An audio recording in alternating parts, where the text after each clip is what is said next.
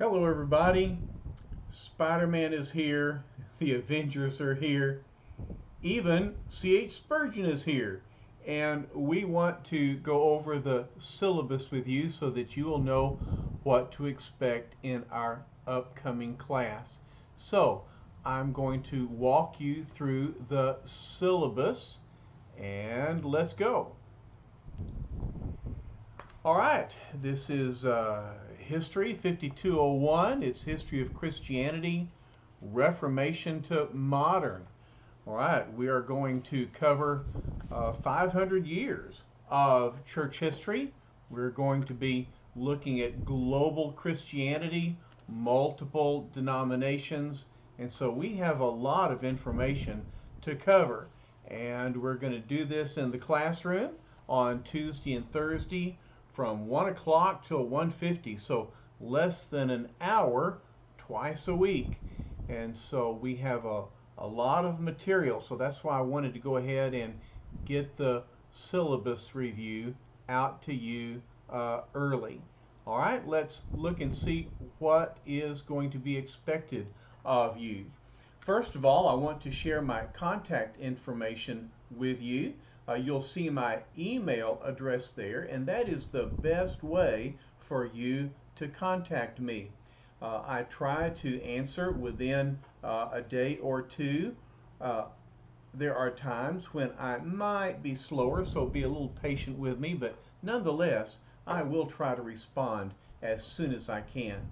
There's my phone number. Feel free to call me here at the office at any time. Leave a message if I am not here. And my office is in the Dodd Building, room number 105. If you don't know where the Dodd Building is, well, just follow the sidewalk from Level Chapel toward the front of the campus, and where the sidewalk ends is where the Dodd Building is. All right, and I'm on the first floor. Usually my door is open and I am here. Of course, I might be in the classroom, or I might have wandered over to the student center to see what's going on there. So it's good to make an appointment, but feel free to stop by if you are in the area. All right, we have two required textbooks. The first is Justo Gonzalez, The Story of Christianity. All right, we'll be reading Volume 2, The Reformation to the Present Day. I think you'll like this book. I get good reviews from my students, and honestly, I read this myself as a student, and it's one of the reasons that I fell in love with church history. Justo Gonzalez has a very readable style. He tells Christianity as if it were a story, which is why it is titled the way it is. And so I think you will enjoy reading it. The other textbook is Documents of the Christian Church. It is a reader of primary sources. And there also will be some resources on the internet that you'll be required to read, but of course they are available to you free, and they are listed in the syllabus.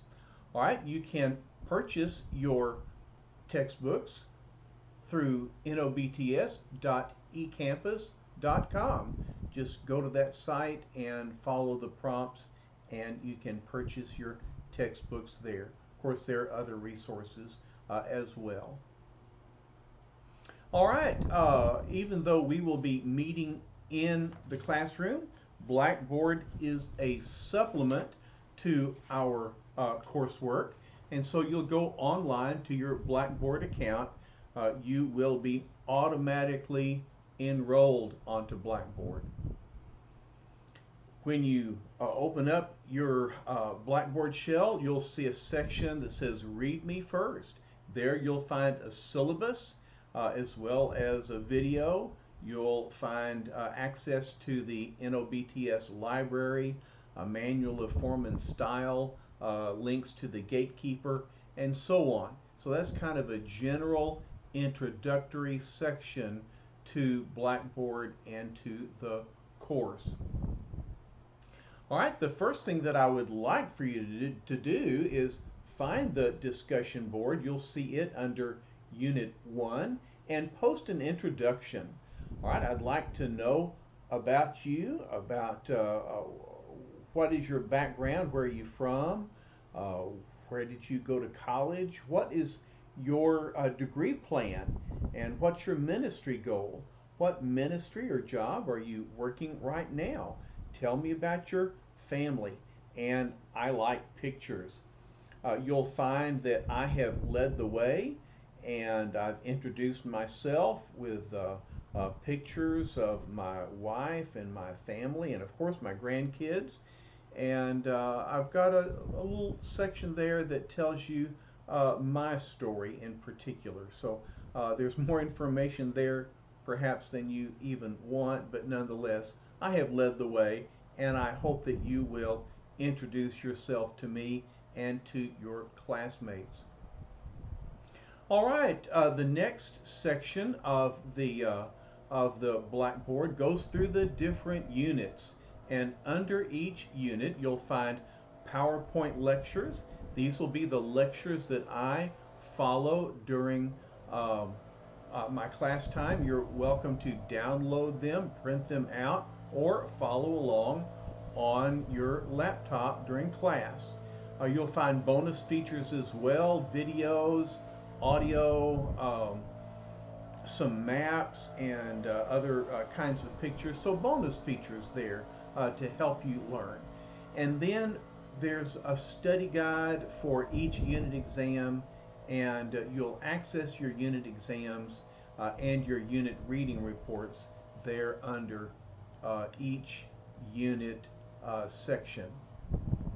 All right, you will have unit assignments that are due at the end of each unit. You'll see the dates listed in your syllabus. For example, Unit 1 ends on September the 2nd. Unit 2 ends on September 30. Unit 3 ends on October 19, and so on. At midnight, at the end of each date, your unit exam and reading report are due. So mark your calendar and continually check your calendar for your due dates. All right, so one of your unit assignments is the unit exam. There's 6 of them. The unit exams will be conducted online. You have 20 minutes to complete each exam. These exams are timed, but they do not shut down at the end of the 20 minutes. So if you come up to the end of your allotted time and you haven't finished, go ahead and finish the questions or give it one more review. But I don't want you to exceed the 20 minutes by too much, because your unit exams are closed book, closed note, and open memory. All right, and so the 20-minute time limit keeps you accountable that you're taking your online exam by memory. There's a base value of 25 points for each exam, but you'll find that every exam has some extra questions. These are bonus questions, and so they give you more opportunities to earn extra points, and so they can increase the value of each exam. The lowest exam grade will be dropped. That's in case you forget an exam, or if you have computer problems, if you go out of town for a revival or for a DNOW, you can just go ahead and skip one exam, because one exam will be dropped. If you're satisfied with your first 5 exam scores, you can exempt yourself from the 6th. All right, so only 5 of the exam grades will be counted towards your final grade. All right, your reading report is also due at the end of each unit, and you are on the honor system here, you will estimate the percentage of the reading that you completed during that unit, and you'll estimate it in 20% increments. Of course, the easiest way is to read all of it, and then you can click on 100% and get 5 points. If you didn't read quite all of it, well, then you would click on 80% and get 4 points. Just a little over half is 60%. You'll get 3 points, and so on. But please do the reading that is assigned, because you cannot learn all that I want you to learn about church history only from the PowerPoint lectures. And so please do the reading.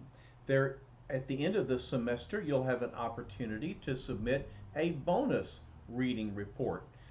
Students who have completed all of the assigned reading through the semester will get 5 extra points.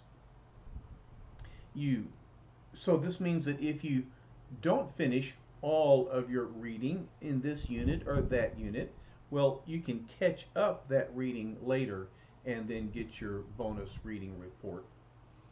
Or if you read it as you go along, well, then that's an easy 5 points at the end of the semester. The reading schedule is included in the back of the syllabus. All right, your first written assignment is a movie review, and the movie I have assigned you to review is called Luther.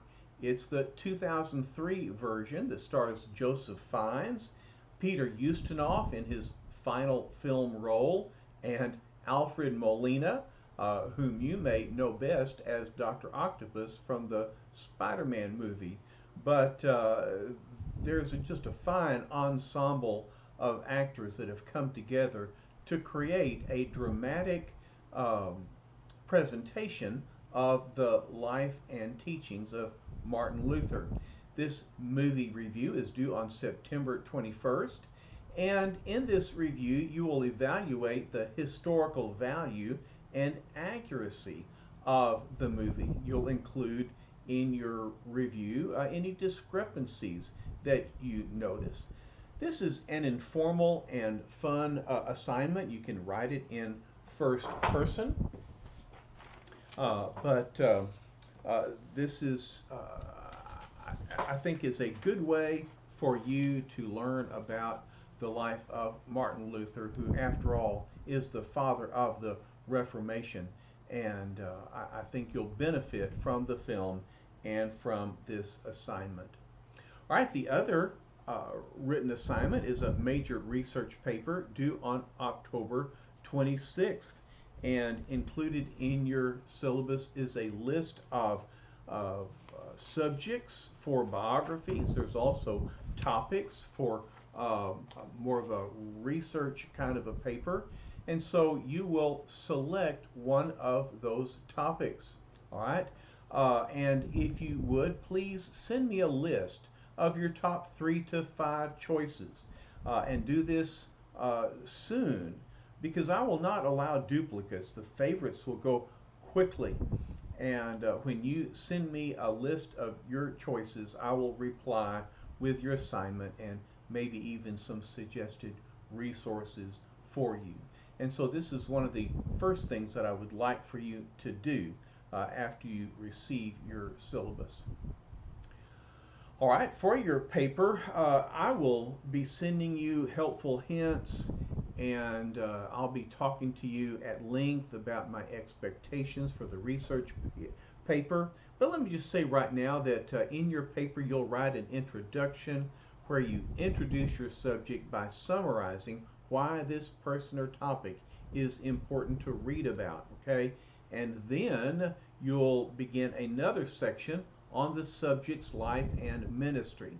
Now, the section on a subject's early life must be brief because this is a short paper, and so you don't want to spend a lot of time on the early life of your subject. You want to reserve the major body of the paper to that person's contributions. Briefly tell the birth date of your subject. Don't get bogged down over conflicting dates. And as a rule, a chronological approach is best when you when you summarized the life of your subject, briefly tell the death date, and then move on to your conclusion.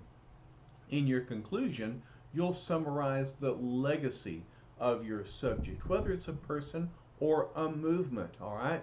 And again, much of what I've said so far relates to a biography, but your research topics will follow a similar chronological approach. But your conclusion will summarize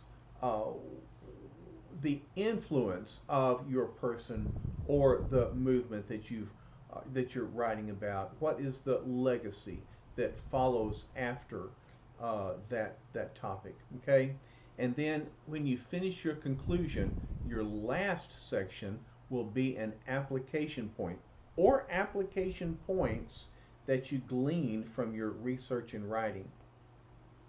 Now, if you choose to include subheadings, insert 2 blank lines above, 1 blank line below, all right? And you may choose not to include subheadings, and that's fine too. This is a brief paper, so you do not need a table of contents, and you do not need chapters, all right? I will have a sample of one of my research papers available for you to look at, all right? Let's talk more about the application point, because one thing that I want for you is that you would apply church history to your own life and ministry. And so after you write the conclusion to your research paper, I want you to add at least 1 application point or more than one that you have learned from the subject, whether it's a person or a topic. This application point might be a sermon illustration, an application to your ministry, or a lesson learned for your personal life. And you know, this lesson might be something positive or negative.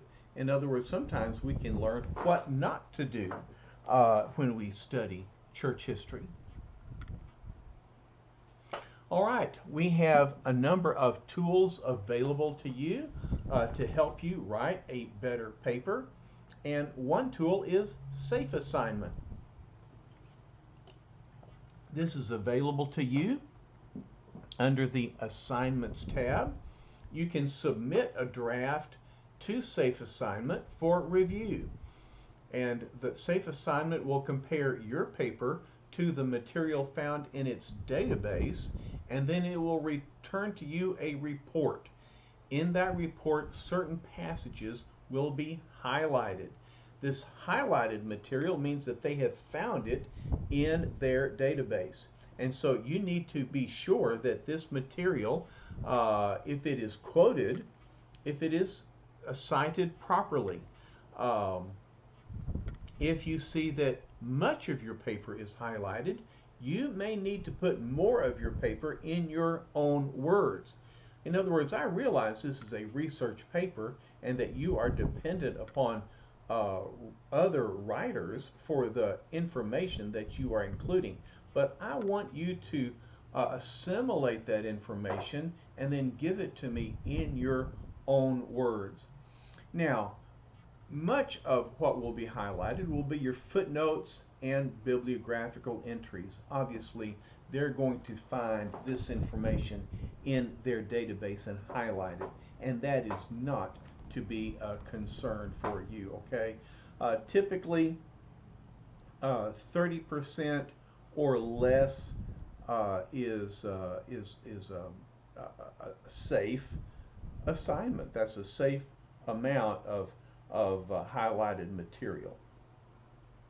All right, another service is the Right Stuff Writing Center. Information about the Writing Center and the process for submitting papers can be found on the NDTS website. The Writing Center staff will review your paper and work with you to help you to improve your paper before you submit it to me. They'll be working with you on Turabian, on grammar, on spelling, on style, writing style, and so on and so forth. And working with the Writing Center should help you in all of your academic writing for my class and for others. But it does take about 3 days for them to review and return your assignments. And so you need to plan well in order to complete your assignment in time to submit it to the Writing Center and get it back and corrected. Okay? All right, a copy of the approved NDTS style guide can be found in the course Blackboard Shell under Read Me First. All right, it also can be found on the Writing Center's page on the seminary website. All right, submitting assignments. The movie review should be submitted under assignments. You'll see that on the Blackboard Shell. There's a whole tab for assignments, and you'll have instructions for how to submit your movie review. You will submit your research paper also under assignments, but you'll also submit it on the discussion board. And again, that is located under the assignments tab.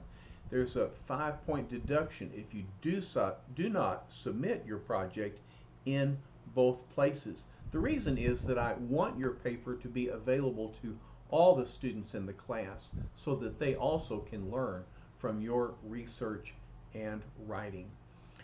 All right, do not submit your assignments as email attachments unless there is a very good reason for doing so, and perhaps I will ask you to do that, but my email inbox fills up real quickly, and so I would just as soon you submit your assignments on Blackboard in the proper place.